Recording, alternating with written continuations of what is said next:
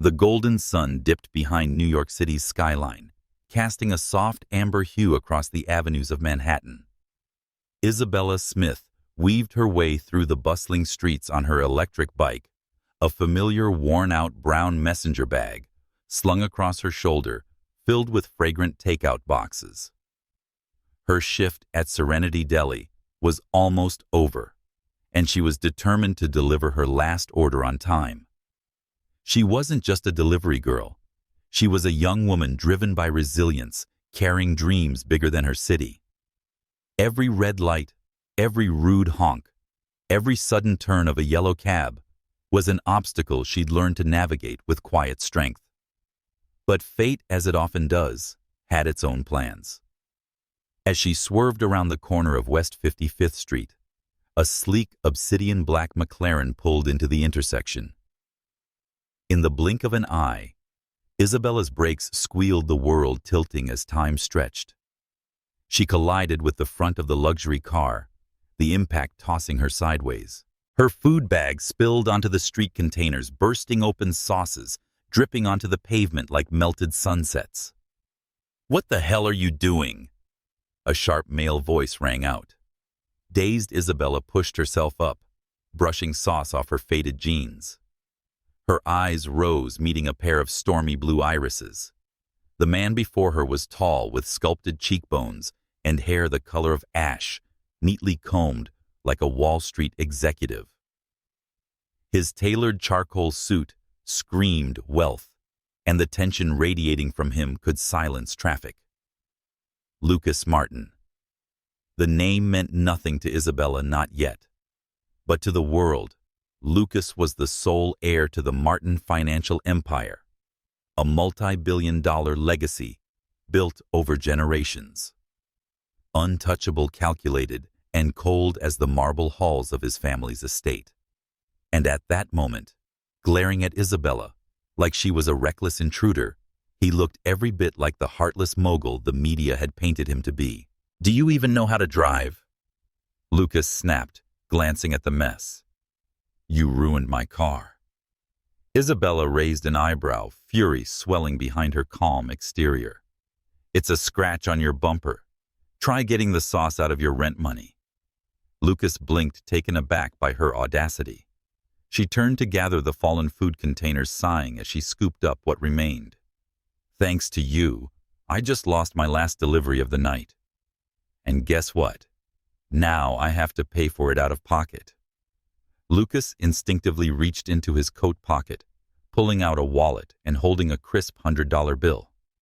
"Here, that should cover it." She stared at the money, then back at him. Her pride flared. "Keep your pity."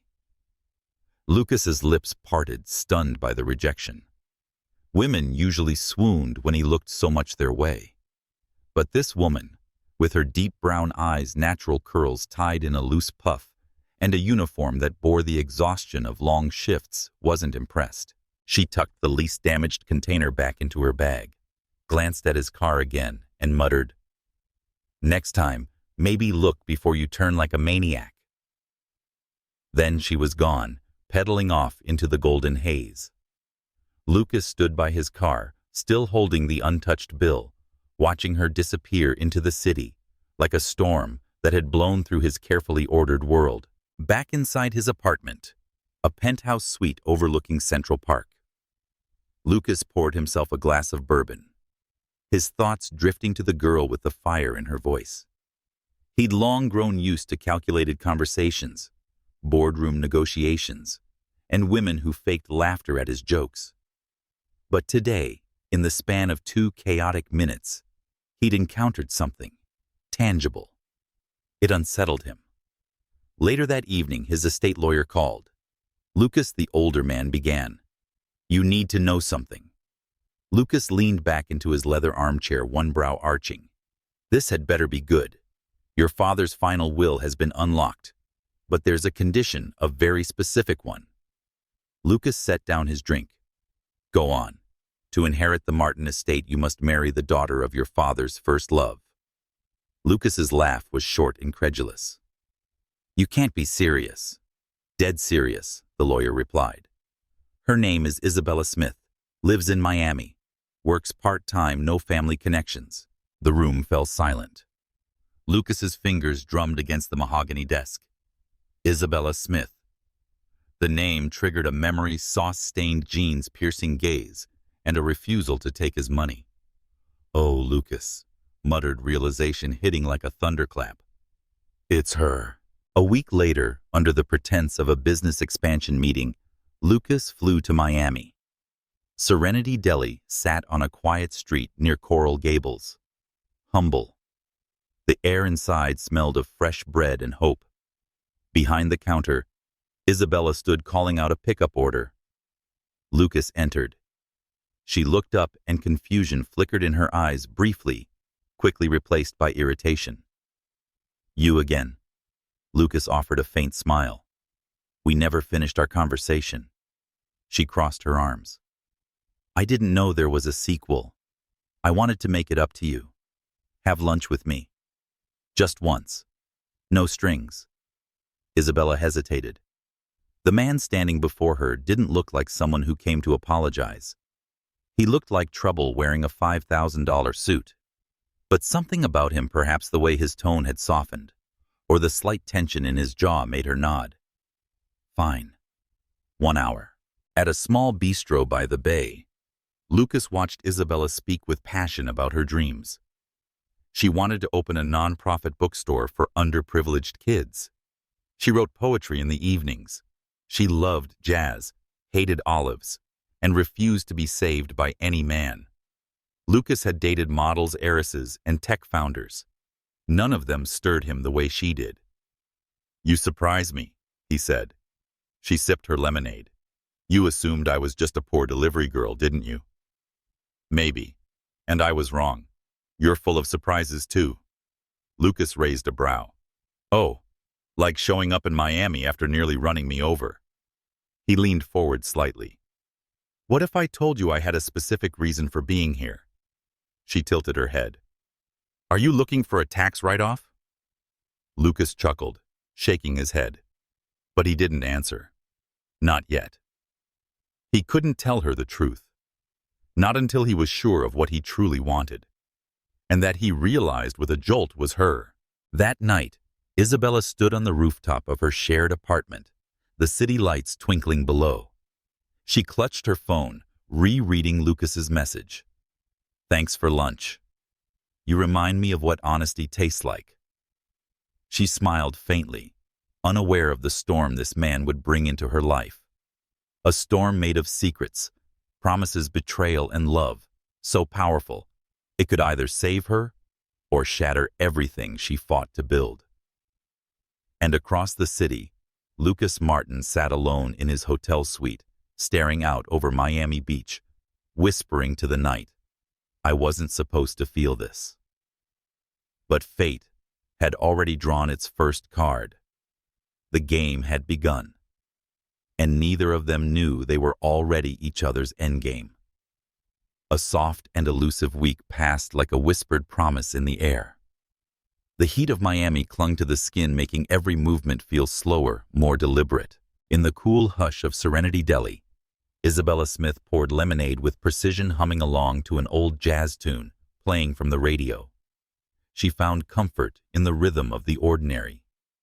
But deep down, the memory of a particular pair of stormy blue eyes kept unsettling her peace. Lucas Martin hadn't returned since their lunch. No surprise text, no call. And while her mind told her to feel relief, her heart carried a strange weight, as if a chapter had opened but refused to turn. She didn't know that just 3 blocks away, Lucas sat inside a black SUV, watching through the tinted windows. He had been watching her all week, not to intimidate or stalk, but to understand. To truly see the woman he was supposed to marry. Isabella wasn't just a means to an end, not anymore. But telling her the truth now that her name alone stood between him and the inheritance of an empire could ruin everything.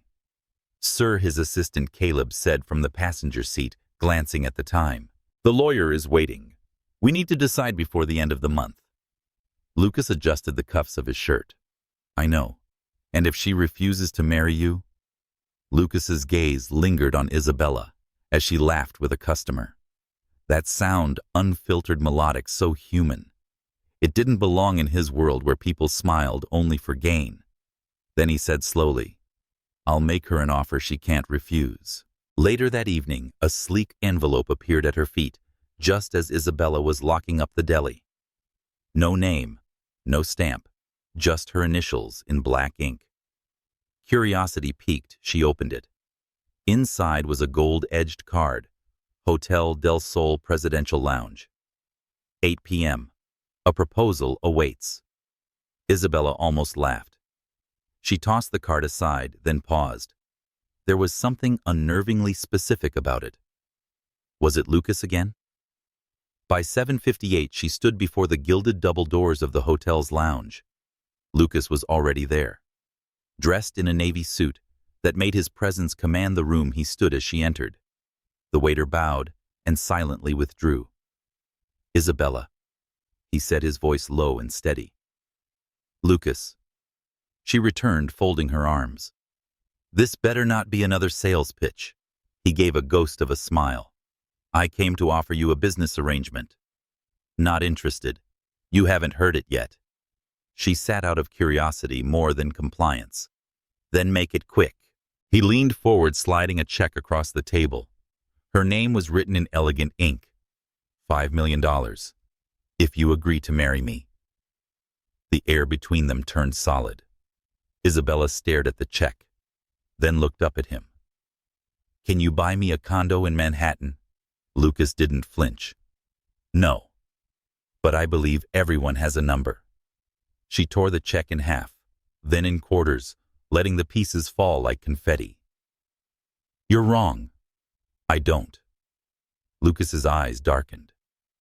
Yet something about her defiance made him want to try again. 10 million then. She rose her chair, scraping softly against the floor. I already have someone. Someone I trust. Lucas stood too, but didn't reach for her. Does he deserve that trust? Isabella didn't answer. Later that night, on the rooftop of her shared apartment, the wind tangled in Isabella's curls as she stared at the distant city lights. Her phone buzzed. Ethan. Hey babe, can you loan me $25K? My research project hit a snag. Her fingers hovered over the keyboard. She wanted to believe him. Wanted to believe that after 4 years, after all the late-night talks and shared dreams, Ethan wouldn't betray her. But something in her chest stirred a seed of doubt. Meanwhile, in his penthouse suite, Lucas stared at an untouched glass of bourbon. She didn't take the money, Caleb said. This plan may not work. It will, Lucas said, because she loves a man who's using her. And the moment her heart breaks, she'll need someone to pick up the pieces. The next day, Lucas orchestrated the fall. A private investigator delivered everything: photos of Ethan and Chanel, at an expensive art auction, video footage of them holding hands at the rooftop of the Ritz, and a mic recording of Ethan lying about a group study meeting while secretly meeting Chanel at a $400 plate restaurant. Lucas didn't send them directly. He sent them to Isabella's co-worker, the fiery and protective Marlene, with a note, let her hear the truth from someone who cares. Marlene waited until after the lunch rush, then pulled Isabella aside. I need to show you something, and I'm sorry. Isabella watched in frozen silence as the videos played. Her fingers trembled, her throat closed, but no tears fell. Not yet. As the sun dipped behind the palm-lined coast that night, Isabella confronted Ethan. He tried to lie, to spin tales of misunderstanding. But he stopped when she pulled out the recording of his voice saying, she's just a safety net, a backup plan until I land Chanel. He called her foolish. He called her disposable. And finally he called her a mistake. She walked away, straight into the waiting arms of a city that had never felt colder. Lucas waited outside Serenity Deli the following evening. She approached with slow steps, eyes bruised with betrayal. "Still want to marry me for money?" she asked. Lucas studied her carefully. "No." She blinked. "Then why are you here?" He reached into his coat and pulled out a small velvet box. Not a ring, but a key. "Come with me for 1 week. No contracts, no terms. Just you and me." Isabella hesitated. "What do you want from me, Lucas?" He smiled softly. "Everything." They drove north, away from the crowded streets of Miami, to a private cottage by Lake Lanier, Georgia, a place untouched by expectation or past wounds. In the days that followed, Isabella rediscovered silence. She walked barefoot on dew-laced grass, cooked with herbs she picked from the garden, watched Lucas fall asleep beside the fireplace, a book resting on his chest. And in that quiet, she heard the rhythm of something new, something terrifying. Love. She hadn't agreed to marry him. Not yet. But Lucas didn't push. Instead, he said every night before bed, "Sleep well, future heartbreaker." And she would smile every time, until the 6th day. He turned to her under the starlit sky, by the soft crackle of a fire. "Isabella," he said, voice uneven for once, "if I told you there was more to this story, would you hate me?" She looked at him, heart thudding. "What do you mean?" Lucas hesitated. Then, as if something snapped, he leaned forward and kissed her. It wasn't passion that led him. It was a confession unsaid. And in that moment, Isabella kissed him back unknowingly, sealing a bond built on truth and deception. In the stillness of midnight, as she lay asleep in his arms, Lucas whispered into the dark, "I'm falling for you. And I don't know how to stop. But the truth always finds its voice. And when it does, no silence is enough to contain the sound of a heart breaking." The golden hush of early morning spilled through the windows of the lakeside cottage, painting everything in honeyed light. Isabella stirred beneath soft cotton sheets, her skin still warm from the fire the night before, her breath synchronized with the rhythm of the lake wind tapping against the glass.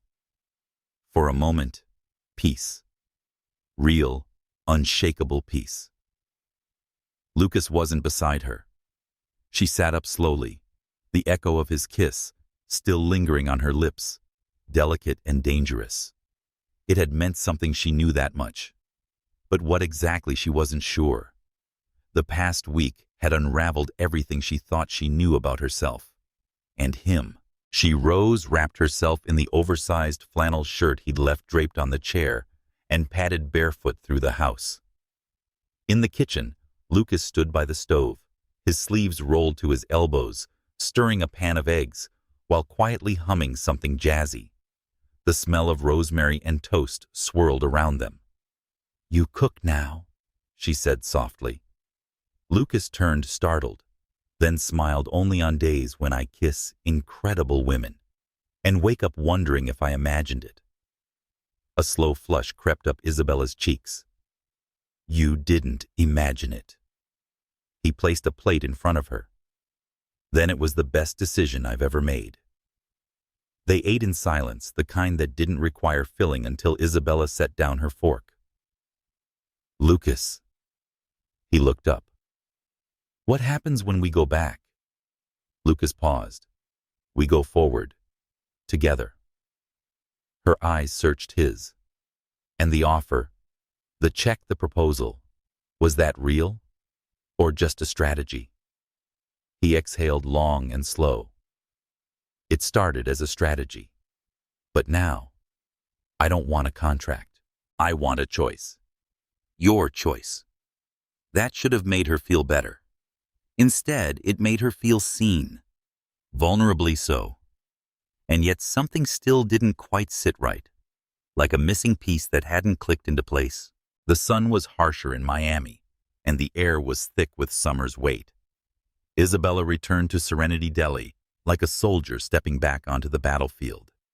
Marlene greeted her with a tight hug, then held her at arm's length. "You disappeared for a week. I thought you'd been kidnapped." "Not kidnapped." Isabella smiled faintly. "Just rescued." Marlene tilted her head. "By him?" "Yes." And Isabella hesitated. "He's not who I thought." Marlene narrowed her eyes. "People rarely are." That afternoon, a delivery arrived, a small parcel, no note. Inside, a faded photograph, digitally restored. A picture Isabella hadn't seen in over a decade. Her mother, father, and a much younger her smiling at a picnic. Her throat tightened. No one had this picture, except her. It had been lost years ago during a fire at her aunt's house. She turned the photo over. In Lucas's handwriting, "Some things are worth remembering, so we know what we're fighting for." Tears welled unexpectedly. She hadn't cried when Ethan betrayed her. She hadn't cried when she left school to work 3 jobs.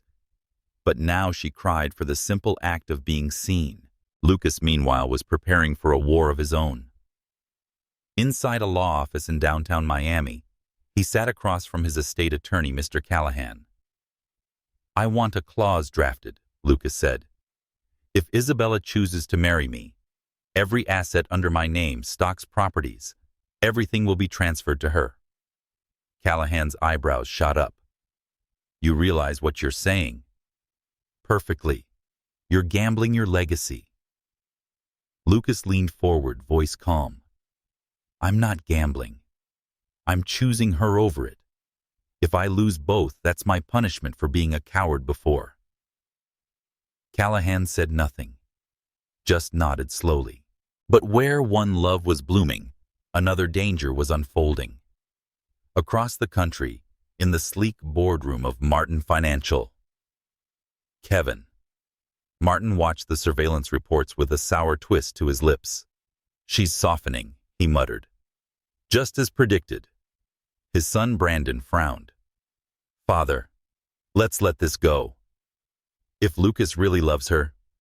"Love doesn't build empires," Kevin snapped. "Lucas is walking into a trap. That girl could cost us everything." He paced to the window. "Prepare the documents. Let the will to her. If she truly is what Lucas thinks she isn't, she'll run straight to the money. And if she doesn't," Kevin's eyes glinted, "then she'll know exactly what she was worth to him." 2 days later, Isabella returned home to find a manila envelope at her doorstep. No return address. She opened it cautiously. Inside, a full copy of Lucas's inheritance documents, including the clause, to inherit Martin Financial. Lucas must legally marry Isabella Smith, the daughter of Evelyn Hart, the first love of the late Charles. Martin's failure to do so results in total forfeiture of assets. Isabella couldn't breathe. The kiss, the cottage, the photograph. Had it all been part of the plan? Her fingers trembled as she scrolled through her texts. "Lucas. Dinner tonight. I have a surprise for you." She replied, "Sure. See you at 7. And at exactly 6:45 p.m. She walked into his building, storming past the front desk. Lucas opened the door, all smiles. "Isabella." She held up the envelope. His smile faded. "Where did you get that?" "It doesn't matter. What matters is that I trusted you. Again." "I was going to tell you," he said quietly. "When before or after the next kiss?" "Before or after did you make me think I mattered beyond a clause in a document?" Lucas stepped closer. "You do matter. Everything else stopped mattering the moment I met you. You keep saying that, but you didn't trust me with the truth." Lucas swallowed. "I didn't know how. I didn't want to lose you." "Well, congratulations," she whispered, voice breaking. "You just did." She walked out. This time she didn't look back. That night, Lucas sat alone at the dining table, a meal, untouched wine uncorked. He picked up his phone, drafted a message, and deleted it. again and again, until finally he typed, "I never deserved you. But I loved you. Every moment, every look, every silence. If that means nothing to you now, I understand. But if a fraction of belief remains, I'll be waiting. Always." He never hit send. He closed his eyes and whispered her name into the silence. And outside, beneath Miami's starlit sky, Isabella sat alone on the rooftop, the wind kissing her cheeks dry. A photograph lay on her lap, a memory she couldn't unsee. A man she wasn't sure how to stop loving, and a choice she wasn't yet ready to make. Rain draped over Miami like a silk curtain, soft but persistent, washing the city in gray. Isabella sat by her apartment window, arms wrapped around her knees, watching droplets race each other down the glass. The photograph, the one Lucas had restored, lay face down on the table behind her. It had been 3 days since she walked away. 3 long, aching days. Her phone remained silent. No messages. No calls. Lucas had vanished from her world as swiftly as he had entered it. But his absence wasn't a relief. It was an echo. Did she had told him, not knowing if her heart was bluffing or bleeding. She had loved him. Still did. And that truth was heavier than betrayal. Across town, Lucas Martin stood on the rooftop of the Martin Financial Building. The storm danced above him, but he didn't move. He let the rain soak through his dress shirt, clinging to skin, washing away nothing. Caleb appeared behind him, holding out an umbrella. Still nothing from her. Lucas shook his head. She doesn't want to hear from me. And maybe she shouldn't. You made a mistake, yes. But people who don't care don't cry that hard. Lucas turned to him. You think she cried? I think she hasn't stopped. That evening, Isabella returned to Serenity Deli. Marlene met her with a worried look. Someone came looking for you earlier. Lucas. No, Marlene said slowly. A man who claimed to be his cousin, Brandon Martin. Isabella frowned. What did he want? He left this, a sealed envelope, embossed with the Martin family crest. Isabella opened it cautiously. Inside was a handwritten letter. It wasn't from Lucas. It was from Brandon. Dear Miss Smith, you don't know me, but I know enough about you to write this. Lucas never intended to lie. He fought the inheritance clause from day one. He refused to go through with it until he met you. At first, yes, he approached you because of the will. But what happened after was never part of the plan. You changed him. I watched it happen. He was ready to give everything up. He even signed a property transfer granting you full rights to his fortune in case of a divorce. He never told you because he feared losing the only thing that wasn't built on lies. You. If you're still angry, you have every right to be. But if even a fraction of feeling is left, please talk to him, because he hasn't smiled since you left. And frankly, I miss the version of him that only you could summon. Isabella read the letter twice, then again, then once more. Later that night, she stood outside the gates of the Martin estate. She hadn't texted and hadn't called. But something inside her whispered, you need to see for yourself. The house loomed like a fortress, elegant and cold. The butler at the front door blinked in surprise. Miss Smith, is he home? I'll let him know. Please wait inside. She stepped into the grand foyer, light bouncing off marble floors, chandeliers casting soft gold against the walls. Lucas appeared momentarily breathless, as if he had run from another life to stand before her. He didn't speak. Neither did she. Not yet.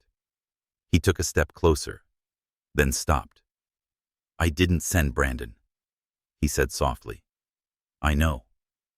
Silence. Then Isabella broke it. You were going to give everything up. Why didn't you tell me? Lucas looked at her like a drowning man finding air. Because I wanted the one thing money couldn't buy. Your heart. Your trust. I didn't want to risk losing it by admitting I almost traded it. And yet she whispered, "You lost it anyway." His voice cracked. But I never stopped wanting it. She took a step forward, then another. "Lucas, I'm still hurt. I'm still trying to understand where the truth ended and the lies began." He nodded. "I'll wait for as long as it takes, even forever." Isabella studied him. The man who once bought influence with a signature now stood bare before her, offering nothing but his heart. "Forever is a long time," she said. Lucas smiled faintly. "I have the time." They didn't kiss that night. They didn't fall into each other's arms. Instead, they sat in the quiet side by side on the long leather sofa in the library, two hearts relearning the rhythm of trust. Lucas made tea. Isabella chose a book. And in that stillness, they began again. The next morning, the world stirred with whispers. The Martin family's board had called for an emergency meeting. Lucas was to present the status of his inheritance claim, and the final clause marriage to Isabella had yet to be officially fulfilled. Brandon pulled him aside before the meeting. "Are you ready for what happens next?" Lucas nodded. "I am." Inside the conference room, lawyers and executives stared as Lucas stood beside Isabella. "Miss Smith and I have decided to move forward," he announced. "Not because of the clause, but because I chose her. Not as a condition, as a constant." The board was silent. Then came a slow clap. Kevin Martin stepped into the room, eyes cold as steel. "Touching," he said, "but sentiment doesn't secure shares." Lucas met his gaze. "No, integrity does." He reached into his briefcase and pulled out the transfer document. "If the board needs proof that I am not here to exploit a clause here, it is a legal transfer. All my holdings are to Miss Smith." "Irrevocable." Gasps echoed. Kevin's face turned a dangerous shade. "You'd give up the empire." Lucas said I'd give up the world, turning to Isabella, "if she asked me to." That night they returned to the lake house, the same one where everything had once begun. Only now it felt different. No more masks, no more conditions. Lucas lit a fire. Isabella opened a bottle of wine.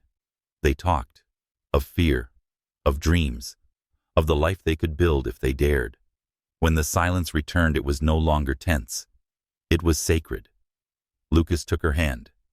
"I don't want to rush you. I need to know one thing." She looked at him. "Do you believe in us?" A pause, then a slow, steady nod. "I do." At sunrise, the world outside was golden. And within the soft walls of the lake house, two hearts finally beat in sync. They had been strangers, then deceivers, then something in between.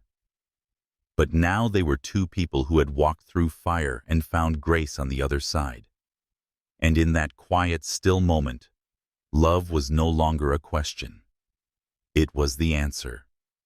The days that followed felt like borrowed time, fragile and fleeting.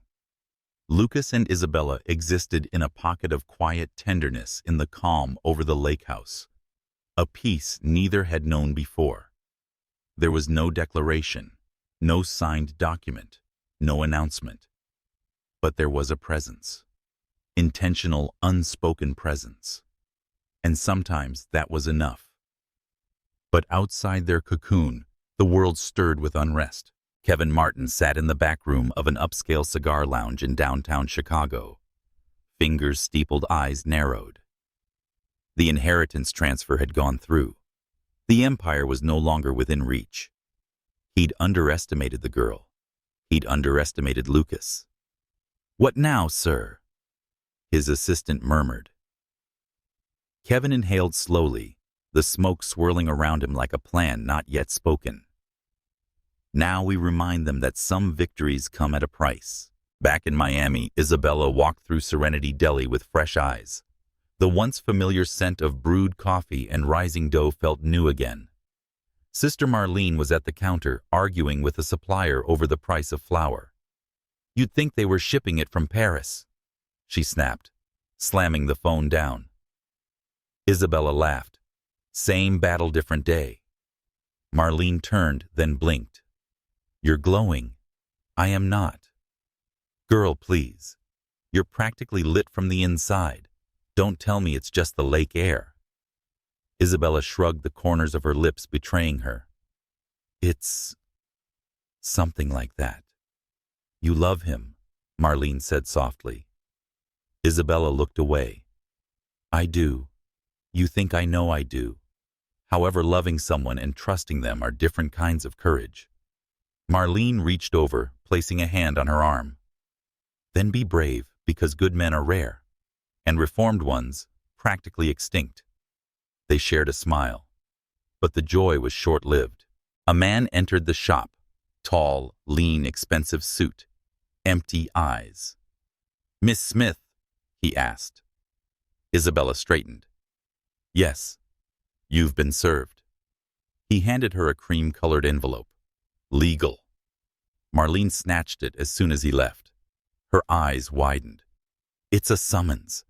Kevin Martin is suing you for fraudulent manipulation of a corporate inheritance. Isabella's blood ran cold. That night, Lucas paced the length of his office suit jacket tossed across the back of a chair, tie-loosened fury simmering beneath his skin. He's trying to frame her, he barked into the phone. On what basis? Caleb on speaker responded calmly. He claims Isabella used emotional coercion to extract the inheritance, that she never had a genuine intent to marry you, that it was all part of a long con. Lucas stopped. He knows it won't stand in court. True, Caleb said, but it will drag her through the mud. Reputation, media, emotional toll. Lucas's jaw tightened. Not if I stop him first. The following morning, Isabella found herself in a downtown Miami law office, seated across from a woman with steely eyes and a reputation for dismantling empires with a single court order. I'm here, pro bono said, attorney Jada Ellis folding her hands. Lucas sent me. I didn't ask for him to fix this. He didn't come to fix. He came to protect. There's a difference. Isabella hesitated. Will this go to trial if Kevin pushes yes? But I suspect he wants something else. What? Jada's eyes sharpened. He wants to scare you into leaving. If you break the marriage, Lucas loses the final legal seal on the inheritance, and Kevin's back in play. Isabella exhaled shakily. So this was never about me, just strategy. Not to Lucas. Not anymore. Back at the lake house, Lucas was preparing for a storm of his own. He held a folder in his hands. Evidence. Records.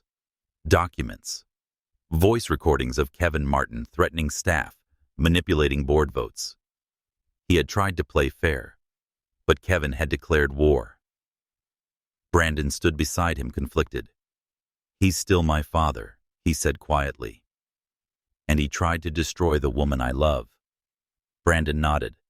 Then let's burn it down. The press release went live at noon. Lucas Martin exposes internal sabotage within Martin Financial. With it, recordings and documented evidence of Kevin's manipulations flooded every major news outlet. The fallout was swift. Kevin's assets were frozen. An investigation was launched. And Isabella, the case against her evaporated like mist. That night, Lucas drove to the edge of Miami Beach. He didn't call, didn't text. He stood by the shore waiting, and she came. Silently, softly. They stood beside each other, the waves lapping at their feet. You didn't have to do that, she said. I did. Because no one gets to touch you with malice while I'm still breathing. She turned to him. You burned bridges for me. I built them for you first. That was the difference. She was quiet for a long moment. I was scared. That loving you meant becoming a pawn again. You're not a pawn, Isabella. You're the whole game. He reached into his pocket and pulled out a ring. Not flashy, not diamond-laced, just a single pearl in a golden band. I was going to wait. But life doesn't wait, and neither does love. So here it is, messy and real. He dropped to one knee. Isabella Smith, will you marry me not for inheritance survival, but the chance to build something sacred from the ashes? Tears welled, and she laughed. You have the worst timing, but the best intentions. Yes, she whispered. Yes, Lucas. He slipped the ring onto her finger, then rose and kissed her as the waves curled around them like the universe was leaning in. Far away in the darkened cell of a holding facility, Kevin Martin watched the engagement news flash across the screen. He turned away, defeated and alone. And at the lake house that weekend, they hosted their first small gathering friends, a few old colleagues, and Sister Marlene, who cried through half the speeches and insisted the wine was to blame. Lucas raised his glass. To the woman who ruined my peace, rewrote my story, and gave me a reason to choose love over legacy. Isabella lifted hers. To the man who proved second chances aren't given, they're earned. Glasses clinked, and as laughter echoed into the trees, the world tilted ever so gently towards something new. Not perfect, but possible. And sometimes, that was more than enough. Autumn came quietly to Miami like a secret, whispered through rustling palms and softened sunlight. The heat gave way to gentler days, and for once, life offered Isabella Smith more than survival. It offered stillness, warmth, the hush of a future gently unfolding. She woke up each morning beside Lucas, wrapped in the smell of fresh linen and bergamot, her cheek resting where his shoulder met the curve of his chest. They didn't need to speak much. Everything between them now bloomed in the quiet spaces. A look, a touch, the brush of his hand across her waist as he passed behind her in the kitchen. It had taken so much to get here, and still neither of them was naive enough to believe it would be easy. Lucas had officially stepped away from the Martin financial empire. The public assumed it was a bold reinvention. The press spun narratives about love conquering legacy. But behind the headlines, Lucas had other plans. We build our own thing, he told Isabella one night over dinner. Something that carries your name too, not just mine. She blinked at him from across the table, fork paused midair. Our name. He nodded. You always said you wanted a non-profit for underserved kids. Let's start there. We build it from the ground up. No boardrooms, no politics, just purpose. Isabella set down her fork.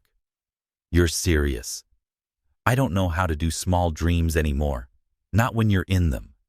And just like that, a new vision was born. The Hart and Martin Foundation, named after her mother's maiden name, and his. But beginnings always awaken old ghosts.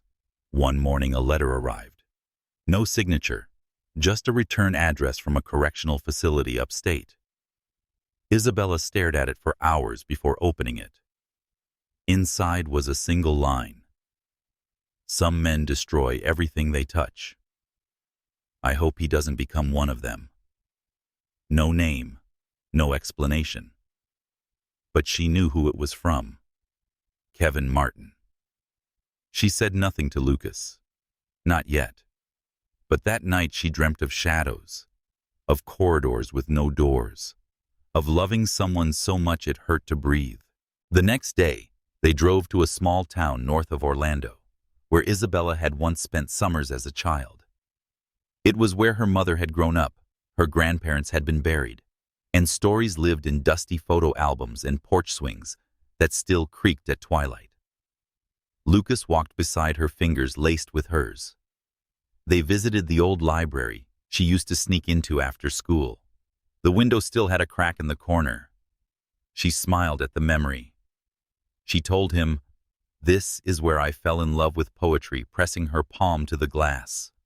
And words saved me. Lucas leaned down and kissed the side of her head. Now your words are going to save others. But not everyone welcomed her return. A woman in pearls and judgment watched Isabella with narrowed eyes at the local diner. That the girl who got herself engaged to a Martin, she whispered too loudly to her friend. Thought she ran off to the city and came back with a billionaire. How convenient. Isabella heard every word. Lucas placed his coffee cup down slow and steady. Let them talk. I'm not ashamed, she said, voice low. Just tired. Then rest in me, he whispered. That evening, while Lucas took a call on the porch, Isabella wandered into the attic of her grandparents' old house. It smelled like cedar and thyme. Dust particles floated in the fading light. She found a small wooden box locked but brittle. With a gentle twist, the hinge gave way. Inside were letters, dozens of them, all from her mother, written to someone she had never sent them to. Charles Martin, Lucas's father. Isabella sat on the floor and read each one. They were full of longing, of regret, of a love abandoned but never unloved. And in the last one, dated months before her mother's death, the truth hit like a blade. If you're reading this, it means I've let go. Of anger, of what might have been. But our daughter, Charles, our daughter is magic. Even if she never meets you, know this, she will change the world. I feel it in her laughter. Tears slipped down Isabella's face. She hadn't cried in weeks. Lucas found her there moments later, kneeling beside her. What is it? He asked. She handed him the letter and watched as his walls fell all over again. They drove back to Miami in silence, fingers entwined the entire way. The first press inquiry had come through when they reached the city. Somehow news had leaked about the letters, about her mother, about the foundation. Headlines screamed, Martin Scion, engaged to daughter of father's first love scandal, or redemption. Isabella sighed. Here we go again. Lucas kissed her temple.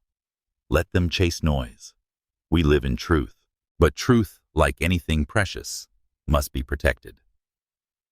That night, Lucas received a message from Brandon. A journalist had been bribed. The source, Kevin Martin's former legal aid. The goal, destroy the foundation before it is born. They want to twist the narrative, Brandon said over the phone. Make it look like Isabella orchestrated everything, so it was always about reclaiming her mother's past. Lucas's voice was like steel. We go public on our terms. The next day, Lucas and Isabella sat side by side in front of a single camera. No studio, no script, just a message. Lucas began. I walked away from a fortune to walk toward a future. One I chose. One we built. Isabella continued. My mother loved his father, but their story ended in silence. Ours began in truth, and it deserves to be told that way. Lucas reached for her hand. This is not a scandal. This is love. After fire. They released the video and waited. The world held its breath. And then, support flooded in. Not just from strangers, but from people who saw themselves in their story. People who had loved through pain, who had dared to forgive, who had chosen again despite the cost. The storm didn't pass overnight, but for once, it didn't stay. A month later, the Hardin Martin Foundation opened its doors. The first program, a poetry workshop for inner-city teens. The first book on the shelf, a collection of handwritten verses, titled The Storm That Tried to Stay, authored by Isabella Smith, dedicated to LM, the man who reminded me that even broken hearts can bloom. And in a quiet moment, beneath soft lighting and the scent of new paper, Lucas kissed her knuckles and whispered, This time, we write the ending." She smiled. "No. This time, we write the beginning." Miami's winter was a brief pause. Cool mornings wrapped in mist, and afternoons gilded in amber. The city moved slowly these weeks, as if catching its breath before spring. For Lucas and Isabella, life had entered a new rhythm. Less volatile, more intentional. It wasn't a fairy tale, but something rarer, a life being built piece by piece with hands still healing. The Hart and Martin Foundation had become more than just a name. It was a pulse, a shelter for kids who, like Isabella, once had needed a room full of books more than anyone realized. And Lucas, no longer the face of Wall Street, had found himself in classrooms sitting cross-legged with kids who asked him things like, "Do rich people ever eat cereal? Or can you buy stars?" His favorite question came from a boy named Elijah. "Why did you pick her?" Lucas had smiled then. "Because she never asked to be chosen. She just picked herself. And I saw her." Yet even as life softened, Isabella couldn't shake the feeling that something waited just beyond the horizon. A question she hadn't asked, a truth she hadn't heard. And on one particular evening, as she sat reviewing scholarship applications at her desk, that question found its shape. Lucas entered the room quietly, placing a cup of mint tea beside her. She looked up, kissed his cheek, and returned to reading. But his silence lingered. "What is it?" she asked, setting the papers down. He hesitated. Then, "There's someone I want you to meet." Isabella straightened. "Who?" Lucas exhaled slowly. "My mother." The mention of her startled Isabella. Lucas rarely spoke of her. She lived in a private estate in Vermont, far from the city and the noise. Isabella had often assumed their relationship was distant. "She asked about you," Lucas continued, "not in the tabloid way, in the real way, and she wants to meet you." Isabella blinked. "You told her about me?" Lucas nodded. "Not everything, but enough. She knows I love you." The words warmed and unsettled her all at once. Because meeting a mother isn't just about charm, it's about history, expectations, unspoken comparisons, especially when that mother is the widow of a man whose past was irrevocably tied to your own.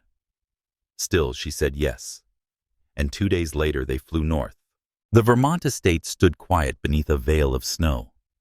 Pines framed the house like watchful guardians.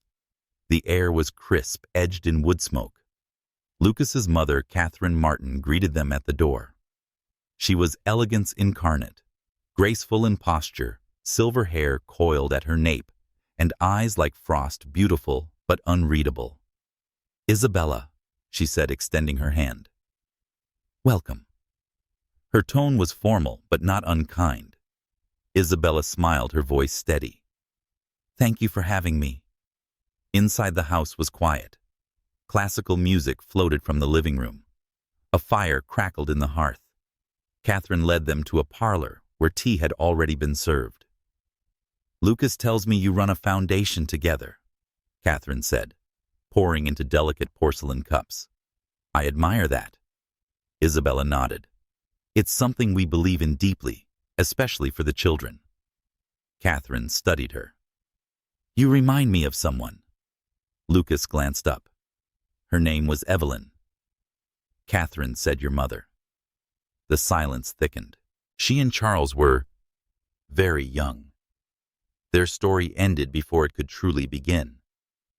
"I found her letters," Isabella said softly, in the attic. "She never stopped loving him." Catherine looked away, then back. Nor did he. The confession hung between them like snow suspended in still air. Lucas reached for Isabella's hand beneath the table. "That love," Catherine whispered, "hurt many people. Me.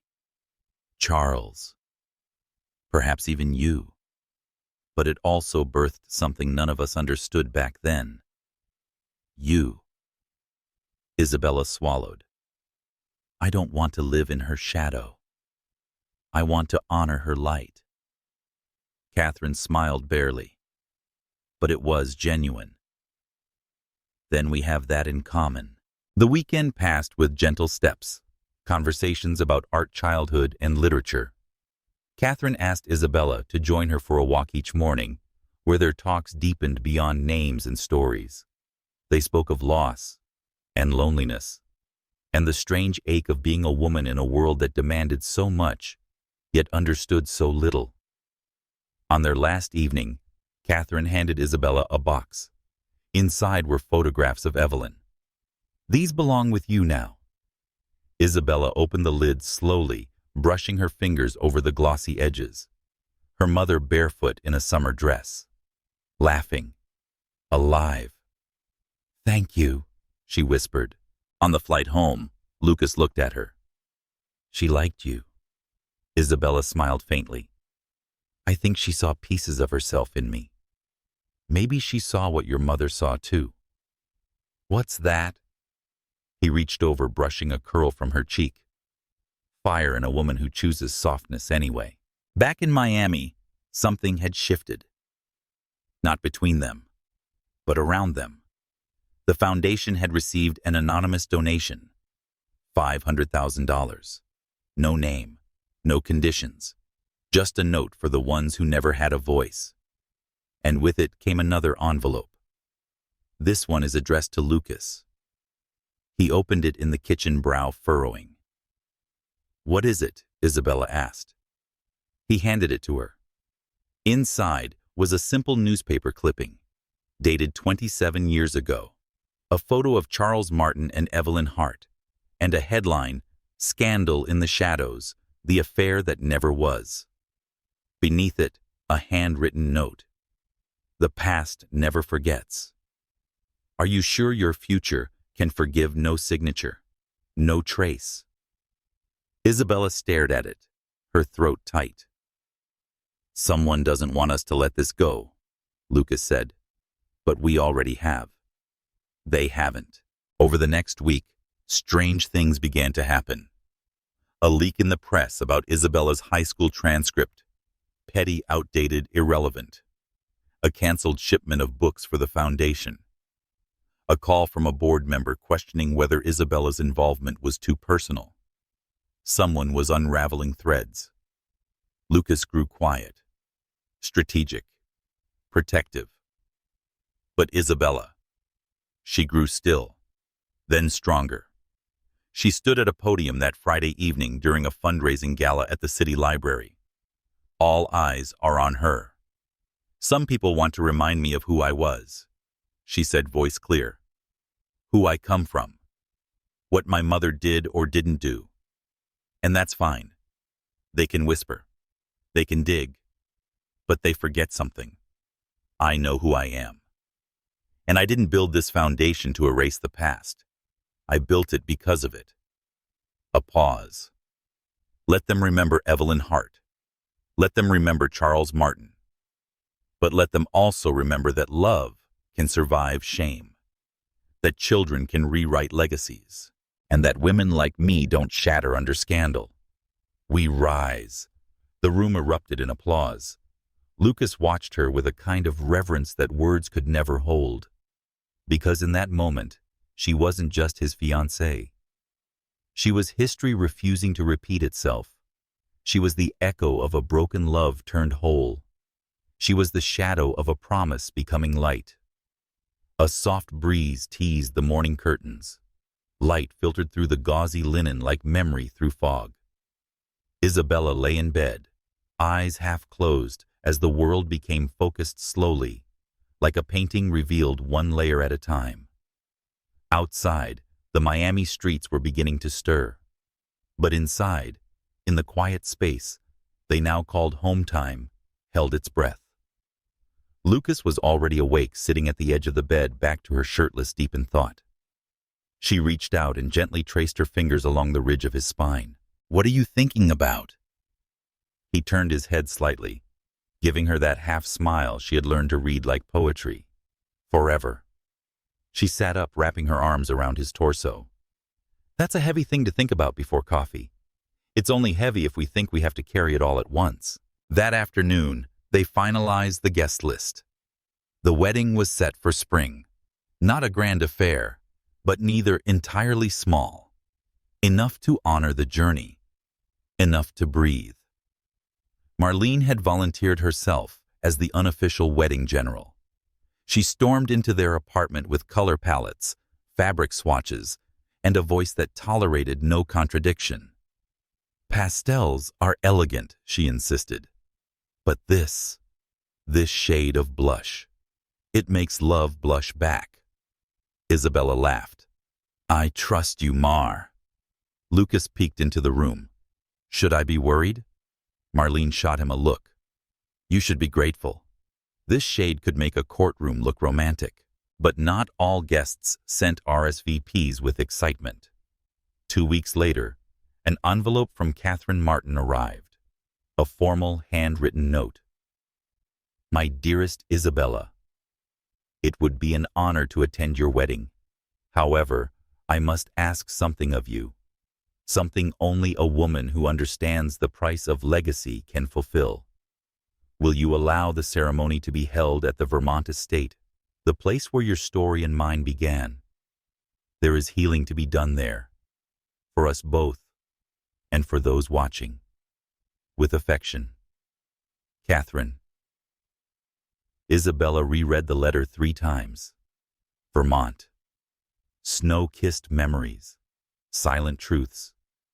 That house had given and taken in equal measure, and yet, something about returning there felt right. Full circle. She nodded slowly. Yes. The estate was transformed in the weeks that followed. The gardens were cleared. The long-dormant chapel was restored, stained glass windows catching sunlight like blessings. The air was crisp when they arrived. Catherine greeted them at the door, her hands a bit frail, her eyes just as sharp. You made the house smile again, she said. It needed someone to believe in it, Isabella replied. That night, the 3 of them sat by the fire. Catherine opened a leather-bound photo album and handed it to Isabella. There are things a mother says late, and sometimes too late. But I want you to see this. The photos were of Charles, with Evelyn, with Catherine, with Lucas, a mosaic of love, mistakes, and time. They all loved imperfectly, Catherine whispered. I hope you two do the same. It means you're trying. As the wedding approached, so did the weight of decisions. One evening, Lucas found Isabella on the balcony, arms crossed, staring at the horizon. What if we don't make it? She asked suddenly. Lucas paused. What brought this on? The world is watching, waiting, for us to prove them wrong or right. And what if we can't? What if love isn't enough? He walked to her slowly and placed his hand gently on the side of her neck. Then, we try again, and again, until trying becomes trust, and trust becomes home. Tears filled her eyes. I want forever, but I'm still afraid. He kissed her forehead. Forever isn't the absence of fear. It's the choice to stay anyway. The night before the wedding, Isabella sat with a letter in her lap. Not one she received, one she wrote, to her mother. Mom, tomorrow I marry a man who loved me before I knew how to love myself. He is a man who carries his father's eyes and shame with equal gravity. You never got to see how your love story ended, but somehow, this is the continuation. You gave me more than your name. You gave me the courage to fight for something better, to forgive, to begin again. I hope I make you proud. Love your daughter always. She folded the letter and tucked it inside her bouquet. A memory, a promise. The morning of the wedding, the Vermont air was cool and clean. Guests arrived wrapped in shawls and soft laughter. Marlene smuggled in champagne and tears. Brandon stood beside Lucas, straightening his tie for the 5th time. You're shaking, he teased. I've survived boardrooms, courtrooms, and scandal, Lucas muttered.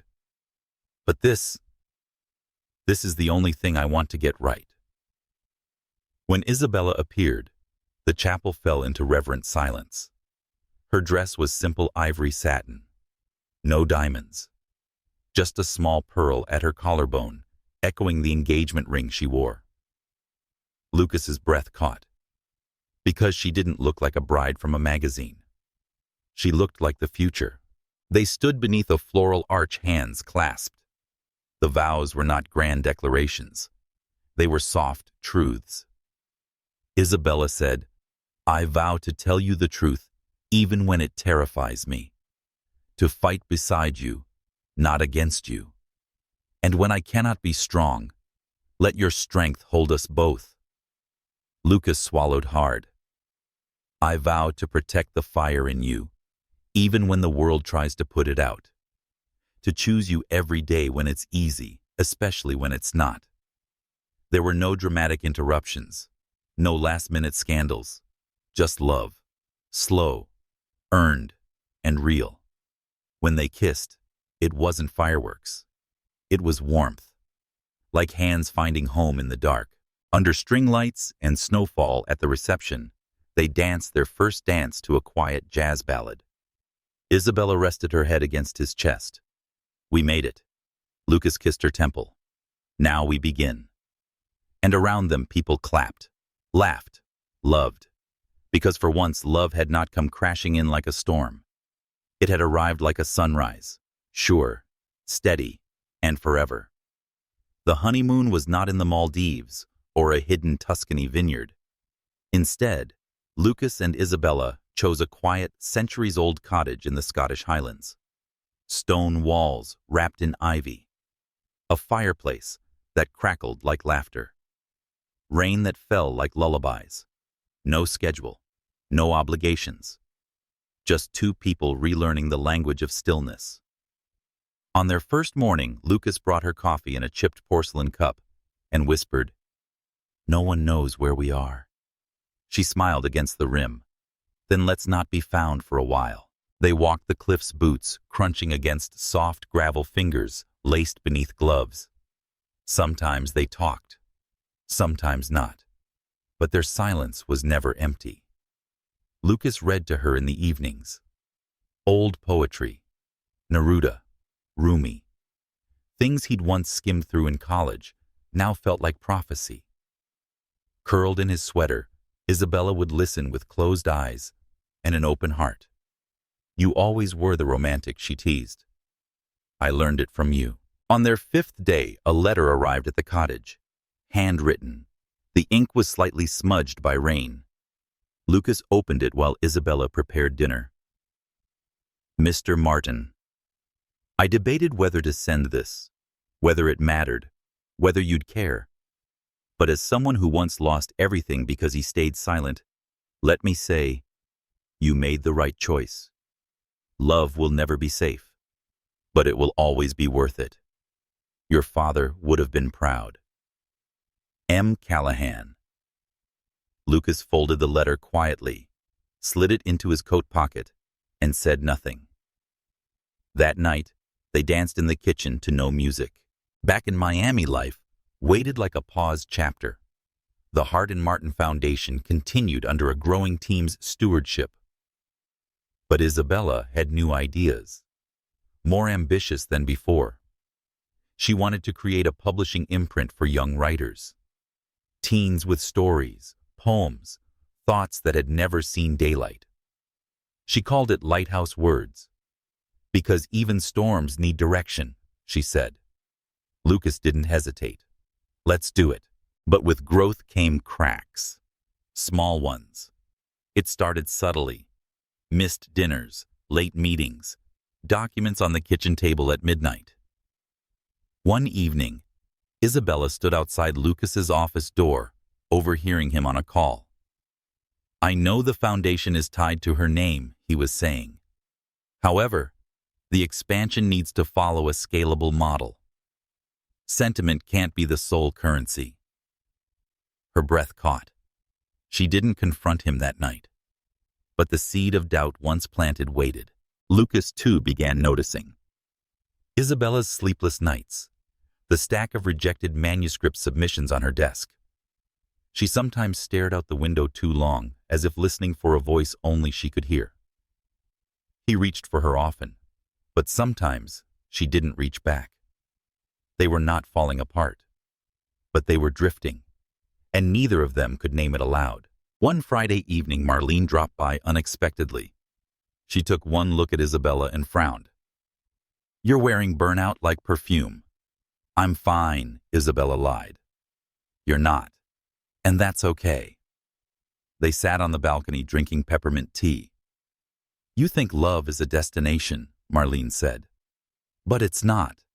It's a road trip with flat tires, bad motels, and roadside miracles." Isabella laughed, then cried. Marlene held her. "Talk to him. Please don't wait for it to break." That night, Isabella found Lucas in the study. "I heard you on the call," she said softly. Lucas looked up weary. It wasn't what it sounded like. Then what was it?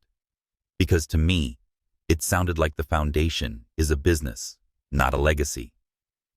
He rubbed his forehead. "It's both. Or it has to be, if we want it to survive."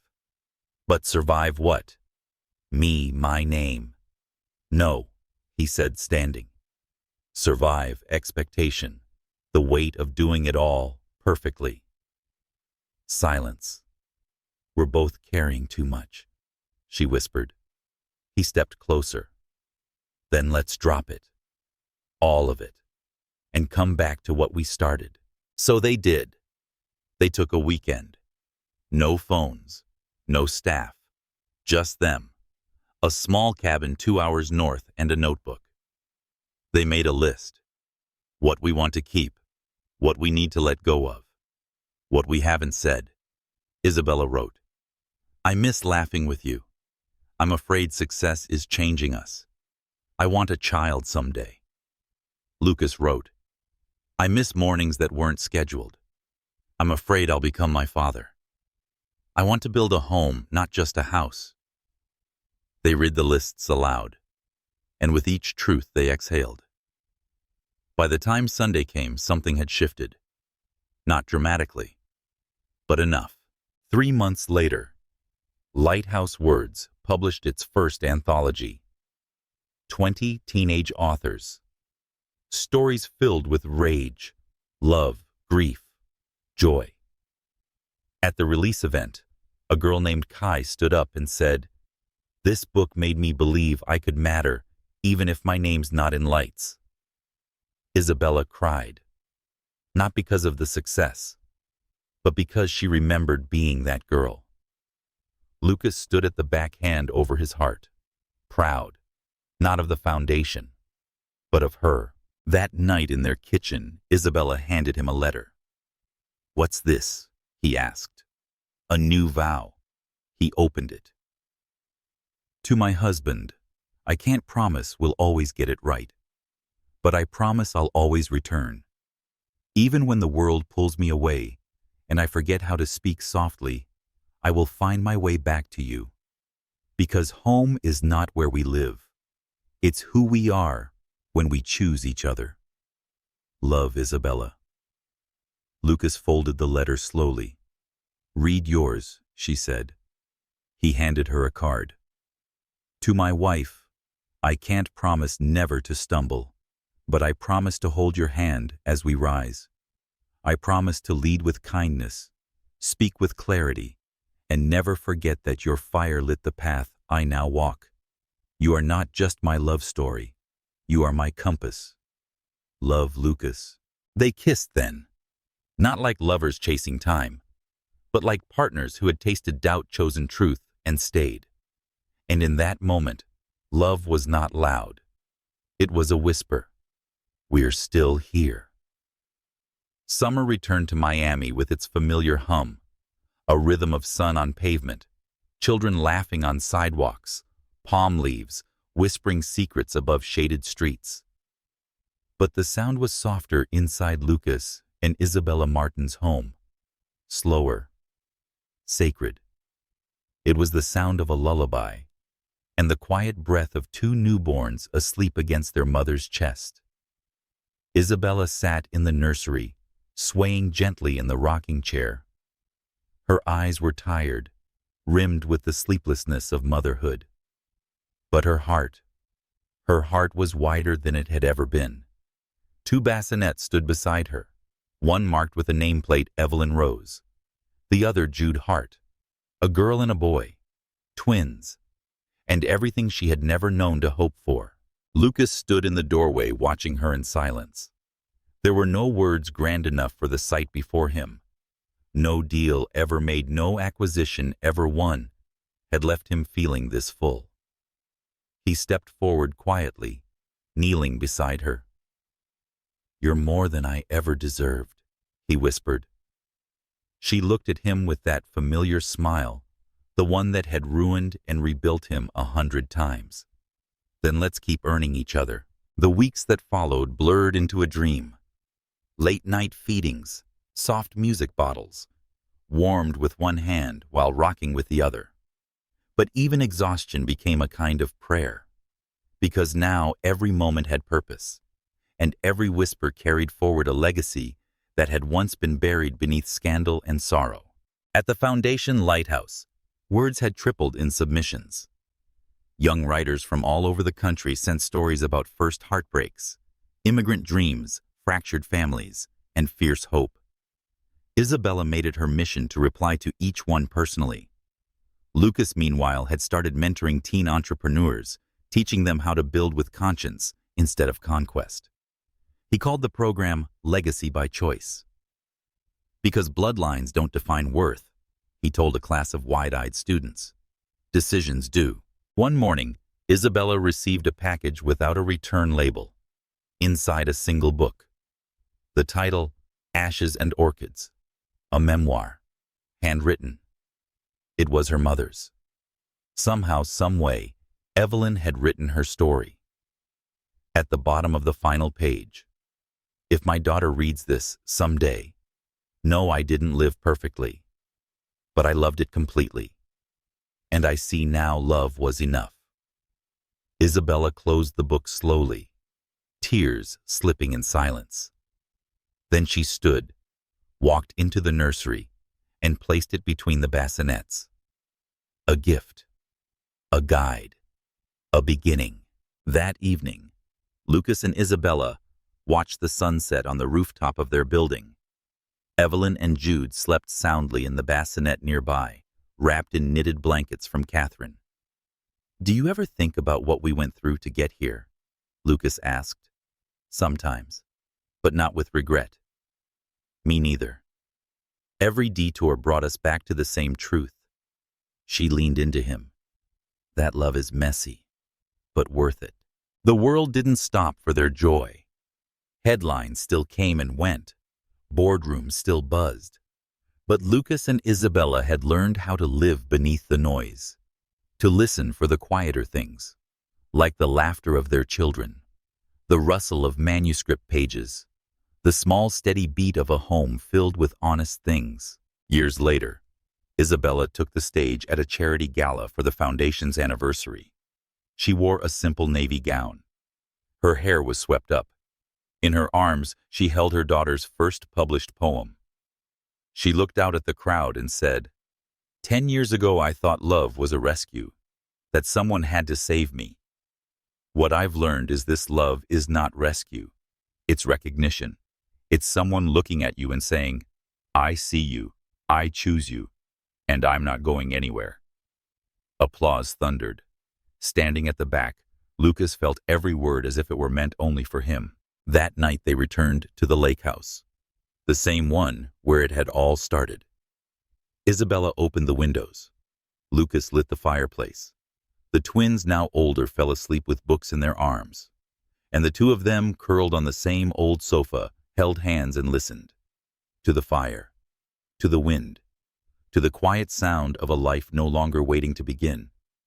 Lucas turned to her. "What do you hear?" She smiled. "Tomorrow." And for once, tomorrow wasn't something to fear. It was a promise, soft, sacred, and real.